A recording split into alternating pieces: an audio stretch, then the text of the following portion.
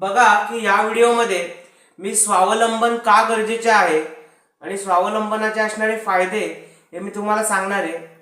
कारण स्वावलंबन ही आता काळाची गरज आहे की एखादं दैनंदिन काम असेल तर तुम्ही एखाद्या व्यक्तीवरती अवलंबून राहिलात तर तुम्हाला ती व्यक्ती जर आली नाही किंवा त्या व्यक्तीने जर तुम्हाला मदत दिली नाही तर तुमचं काम होऊ शकत नाही। आणि लक्षात घ्या, जोपर्यंत आपलं आयुष्य आहे तोपर्यंत आपल्याला दैनंदिन कामं आहेत, तर त्याच्यावरती जर आपण स्वतःची कामं स्वतः करून टाकली तर त्याचा नक्कीच फायदा होईल। लक्षात घ्या, सर्वांनी हा मुद्दा लिहून घ्या, कारण हा मुद्दा सगळ्यांना आयुष्यात उपयोगाचा ठरेल की स्वावलंबन का गरजेचे आहे, स्वावलंबन काळाची गरज का आहे।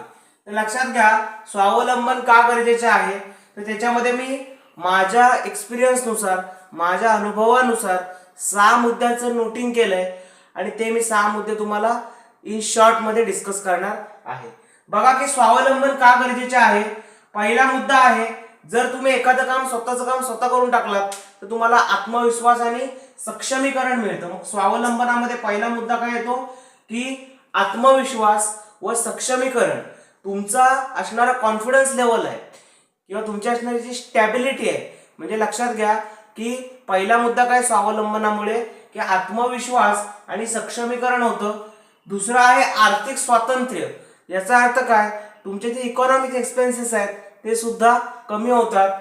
त्यानंतर निर्णय क्षमता आणि स्वतंत्र विचार, म्हणजे तुमचे जे डिसिजन मेकिंग पॉवर आहे ही तुम्ही स्वतःच तयार करता आणि जे तुमचे विचार आहेत ते तुम्ही तुमच्या कल्पनेनुसार घेऊ शकता।